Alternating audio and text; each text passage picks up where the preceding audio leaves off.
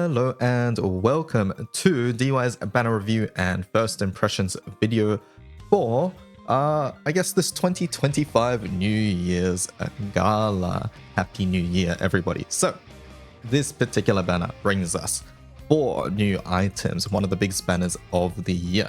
Lots to get through, so let's jump right into it. So, first up, we have Indala, our snake Zodiac. So, in a nutshell, Indala is a full auto character who is heavily based on skill damage. She functions around this particular buff. This is her most unique mechanic here, which is the Tireless Spirit effect. Now what this is that it's a 12-turn buff that is placed on her at the start of the battle, and it lets her be immune to debuffs, and it also lets her recast her damage, so red border skills and her blue border skills once each turn, so she gets to click them twice. Now, it is a 12-turn buff, and once it runs out, she falls asleep, and that sleep lasts for 1 turn. Now, one important thing to note about this particular buff is that she must be frontline to get it. If she starts backline, she will not receive it when she moves to the frontline, so you can't death her in, so do keep that in mind. This is very similar to how other buffs and other sort of similar mechanics work in the game. Alright, so obviously very, very powerful effect, but it also does depend on how good these skills are, right? The way to reset your Tireless Spirit is by ogieing, essentially. So every time she ogies, she gets a scaled up level. The scaled up on its own doesn't do anything, but once it's 5, if she ogies then, she will reset her Tireless Spirit duration. So to prevent her from falling asleep, you'll have to weave in some ogies every now and again. Most of the time, I don't think you're going to be able to stop her from falling asleep, but the sleep is only 1 turn, so overall, I don't think it matters that much. So let's take a look at some of the damage skills here. So this particular S1 here, it is a hit to multi-attack, so 2 debuffs there, and additionally, it also does Toxicosis. Toxicosis is something that will pop up throughout her kit, so we'll talk about that in a moment. So overall, pretty solid damage nuke, and once Toxicosis at level 7, it activates twice. So along with this particular buff here, where she gets to cast twice, essentially you're casting this 4 times a turn, which is a lot of damage. S2 does 4 hit dark damage to random foes, and it boosts your charge bar by 10%, so overall 20% charge bar. And in a charge attack based team, where you are resetting this quite often, she can sort of act as a charge bar battery too.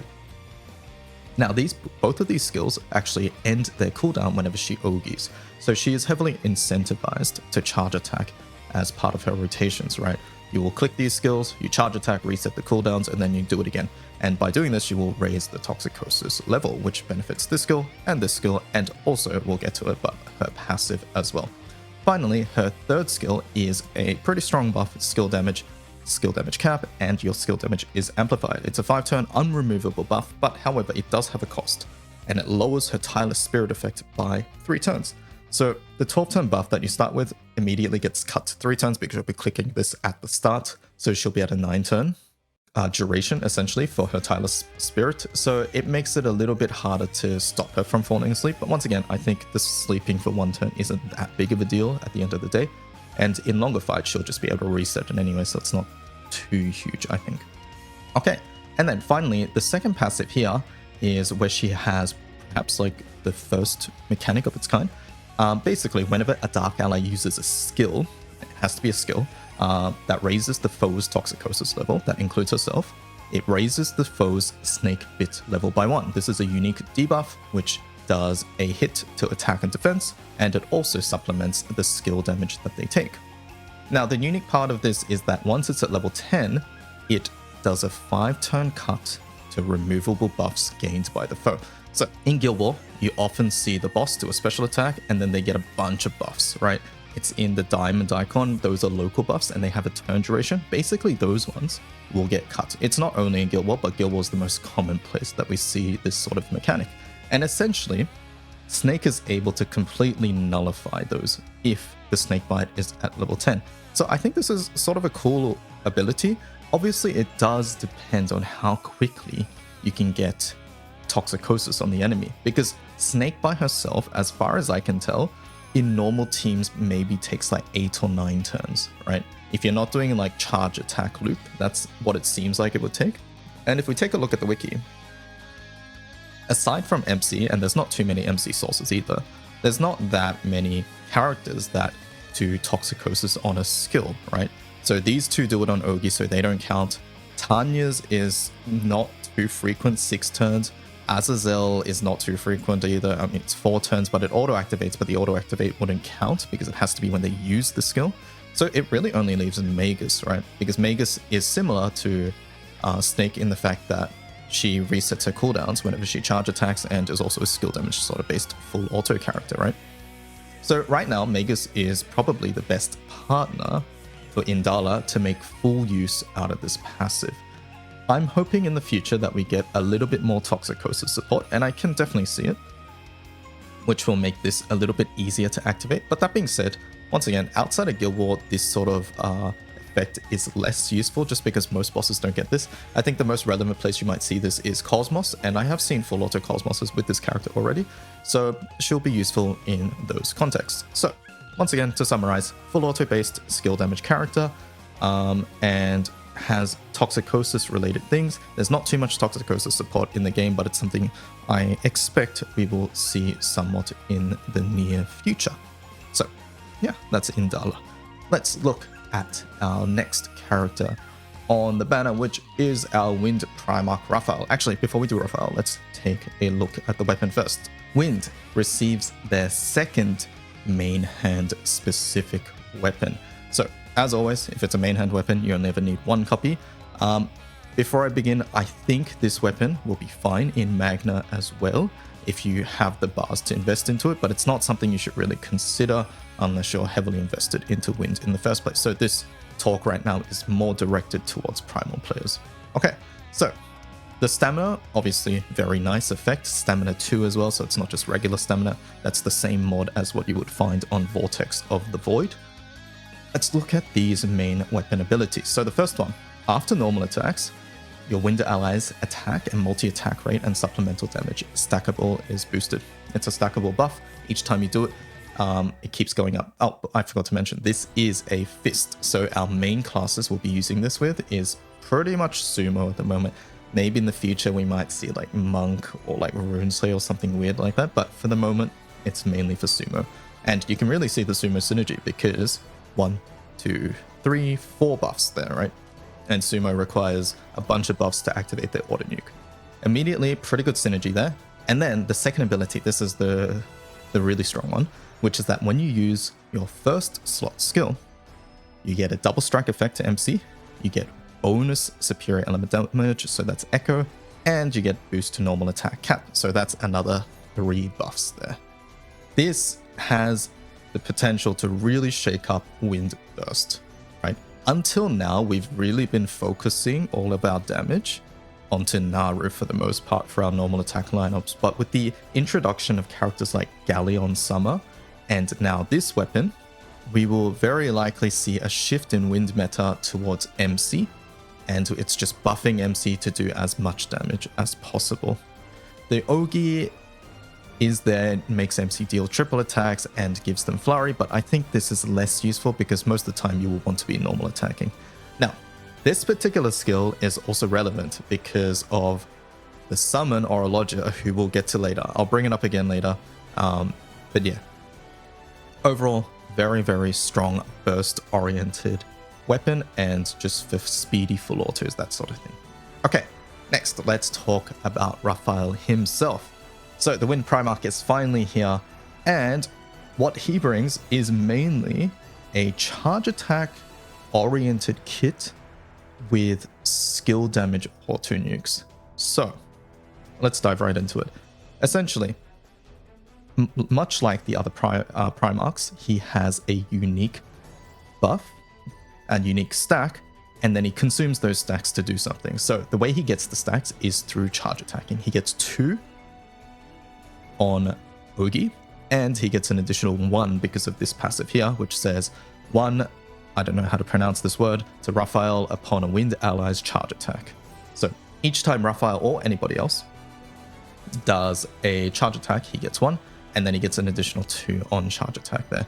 And he needs 8 to activate the thing. Now, to activate it, you do need to do a chain burst or a faded chain. And it does consume 8, so it does seem high, but if you're doing a charge attack oriented lineup, this isn't actually that bad. Because if you look at just like the Rising Force team, and that's Rising Force, we'll say Raphael, Katura, and Katzelia, MC's doing like 3 Ogies there, Katura's doing like 2, so that's already 5, and Raphael himself gives himself 3 whenever he Ogies, because 2 plus 1 here, so that's already 8, just between those 3 characters, and we haven't even included cuts. So overall, this on a team that loops charge attacks every turn will essentially proc every single turn as well. It does a 10 hit wind damage to foes, and it boosts all wind allies' attack and defense. So pretty big skill nuke at the end of every turn, and a very useful buff as well. I'm excited to try this sort of thing in Far Zero. Essentially, the RF team, the Rising Force team, is a core of MC, Katzelia, and Katura, and that last slot is flexible, and that's where I think we will see Raphael be used the most. Alright, but before we get ahead of ourselves, let's talk about the rest of his kit. His S1 Dispels, always a useful utility, and his Ogi Dispels, and his S1 gives everybody a charge bar gain boost and CA specs as well, and also gives you dodge all for 1 turn, so a nice utility there. This has a downtime of about 3 turns because this cooldown will go down to 8, and the specs itself is not particularly high, but I think it is offset by the utility it brings with the dodge all. The second skill, this is where you get our Echo, the cap earth damage. We've seen it on every Primarch so far. Raphael's main one here, like his unique stuff, is the dodge rate is boosted and the charge bar is boosted every turn. It does a 16 hit wind damage, but it does have a really long cooldown at 12 turns once it is fully upgraded. Pretty strong ability here. It will last a minimum of 4 turns with the dodge all here, so that's something to consider. It won't have super high uptime just due to the nature of the skill, and wind doesn't have any ways to fully mitigate damage to 0. We just take a lot lower damage overall, but it is something to be considered, and with Katzelia's Earth Switch, any damage you take will be capped to 10k, so perhaps there's certain omens that we can tank that we previously couldn't, or something like that. Alright, and then the third skill is a big nuke to the enemy, and it also does the Terror effect. Now this Terror effect I don't think is too useful outside of Guild War for the most part, but in Guild War, I would have loved to have seen this character, because clicking this for some of those special attacks would have been really useful. But most notably, it does give instant CA to Raphael and a CA reactivate effect as well. Okay, and then of course he does come with his signature Primarch ability, the 20% boost to weapon skills. So overall, as I've mentioned already, Raphael is looking to be a really competitive slot for that flex slot in the Wind Rising Force team. Currently, Mirren SSR is the king for damage in that slot. She provides a lot of passive Ogi buffs, higher than Raphael's skill here, much higher actually. And she also does a lot of skill damage and provides charge bar gain permanently, pretty much. Raphael's charge bar gain is less uptime. He provides less he provides less Ogi specs, but what he does bring is a lot more skill damage through things like this, and of course this particular ability. I can't give my full evaluation of that team until I personally try. I've not seen any showcases yet either, so once I spark at the end of the roulette period, I'll be able to give my full thoughts then. But for now, he looks like a very competitive slot for those teams. All right, let's go on to the final character of the banner, which is a Goblin Mage. Goblin Mage is keeping her theme intact from her SR version, a character that debuffs a lot, but in this particular version, she also has some skill damage and some charge attack mechanics to get those debuffs going. So let's take a look. Her Ogi first, it removes 1 debuff from light allies, so it's a clarity effect, which is situationally very powerful, and it raises Goblin Mage's sparkling level by 1. Once it's at 3, it ends the cooldown for her debuff skills. So these won't be reset on charge attack by default, but once she OUs 3 times, it will be. This particular one, it's a hit to attack and defense, and it's a dispel and a delay. So lots of good utility things. It is a local debuff though, so do keep that in mind. Her second skill is a nuke, which does 7 hit damage, and it also does 3 random debuffs. Based on Goblin Mage's sparkling level, it will do more debuffs here. So lots and lots of debuffs. Now, the other character that does a lot of local debuffs is Horus Summer, and having a look at some of the debuffs, there's not too much overlap here, so using them together I think will be sort of fun. Next, 5 hit light damage to all foes, extend debuff durations by 1 turn. So we've seen an effect like this on Frau, the Fire Evoker, before. And essentially, yeah, all these local debuffs, their durations will get increased by 1 turn, which is very, very cool. Based on the highest debuff count among all foes, hit number increases. So it does more damage the more debuffs there is on the enemy. So very cool stuff there. Her boost to multi-attack, or she gets a boost to multi-attack and skill specs based on her sparkling level. And if the foe has a debuff at the end of turn, there is a chance to deal less damage to all allies and 5% boost to Goblin Mage's charge bar. The chance increases based on the number of foes debuffs, and the number of hits increases based on sparkling level. So basically, you want to loop charge attacks, press the skills, and then put a bunch of debuffs on the enemy, and then activate this passive, which will give a charge bar to charge attack again, and then so on and so forth. You get the idea.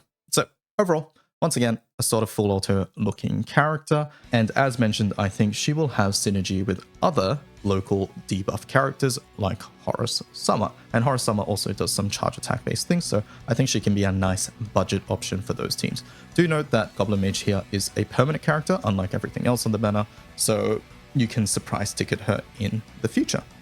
All right, and then the big elephant in the room. We have Orologia Summon. Let's go to the wiki for this one because the game doesn't show us all the FLB information. So Orologia is our Providence series summon this year. And once again, as always, this summon is not sparkable, but it is rate up. And this is the only time it will ever be rate up on 6%. So what does the summon do? It is a dark attack aura and also gives HP. So most notably, it is not all element. So do keep that in mind. It is the first one in a while, I think, where it is specific to an element. But the real power, the real unique stuff comes from its call and its sub-aura. So the sub-aura, you connect MC to the power of the boundary. This is a lore-related thing if you're unaware. For 1 turn at the battle start. And what it does is that it changes your first slot skill to something called Transcendent Blue. What is Transcendent Blue? Transcendent Blue is this yellow skill here.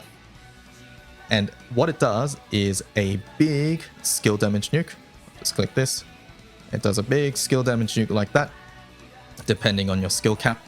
And when you click it, you get a bunch of buffs, which are these particular effects over here. 20% perpetuity, 30% defense, 100% double, 50% triple, 10% cap, 10% amp, and your debuff success rate is boosted. So alongside a huge amount of buffs to MC, you do a huge nuke, and this buff lasts for 5 turns. So this already, I think, revolutionizes very short and optimized full autos and burst setups. Alongside the fact that we are getting weapons like Raphael weapon, which specifically say when you use your first weapon or your first slot skill, you get this effect. So pretty much with the Raphael weapon now, you can click Orologia 1 and get these effects instead of your class ability. There's really, really powerful synergies like that. Currently, the most notable weapons that have an effect like this is like Shishio, which is the Water Illustrious. And there is also Futsu no Mitama, which is the light one. There's some other ones out there, but I think those are the main contenders here. But yeah, Raphael weapon is probably the most appealing to click here. Now, the other things the summon does. On call, it provides MC, the power of the boundary, so the same thing that we just talked about. But not only that, it provides MC with double strike, it fully heals them and removes all debuffs, so it's essentially like a full reset for MC. Before that though, it does 15 hit elemental damage to random foes, which is a huge amount of damage, and it supplements all allies damage by 100,000. Now most notably, this supplemental, as far as we know so far, stacks with every other supplemental buff in the game, so it is a unique supplemental buff. So it will stack with dragon summons, it will stack with like Raziel, S2, things like that. So very, very powerful ability. As a main summon, obviously we'll only see it in Dark, which is a little bit unfortunate. I would have liked to have seen this with the other elements too, but we're already seeing some Dark setups use this as main aura and then call the summon on turn 1 to basically enable some of their burst strategies. In other elements, we will very likely see this summon as only a sub aura, because yeah, you will want to give MC this ability on turn 1. As mentioned previously, I think this is very much a optimized full auto or short burst rotation oriented summon. If you're the type of person who doesn't really care about that and you care more about your long FAs or HL stuff, this summon doesn't bring too much in that regard. It is a one-time call summon, so you can't call it with things like Yatima, and obviously for HL raids you can't call it multiple times. So that's why I say those things. Overall, this banner is a really, really, really good spot to spark, and probably the highest priority spark in the entire year. And the real reason is not really because of these two, although they are compelling reasons. It's really because of Orologia. Orologia, as mentioned previously, is a Providence summon which you can't subtix, you can't spark, and the only time they will ever be raid up on 6% is right now. In the future, they will always be in the banner, but it will be increasingly harder to get them. On a spark, you get about a 52% chance to get the summon. So that right now is the most chance you will ever be able to get the summon. But if the summon doesn't really appeal to you, I don't think this banner is a great place to spark, although depending on your discount, it might be nice to pick up some of these other characters on the banner or one of the new ones, depending on what you want. All right, so overall, hope you guys enjoyed. I think that covers everything I wanted to talk about. Sorry about the bit of a late video. I stayed up late last night counting down for New Year's and also waiting for the January Koragara. So yeah, there was all of that yesterday. So Happy New Year, guys, and I will catch you guys later. Goodbye. Bye-bye.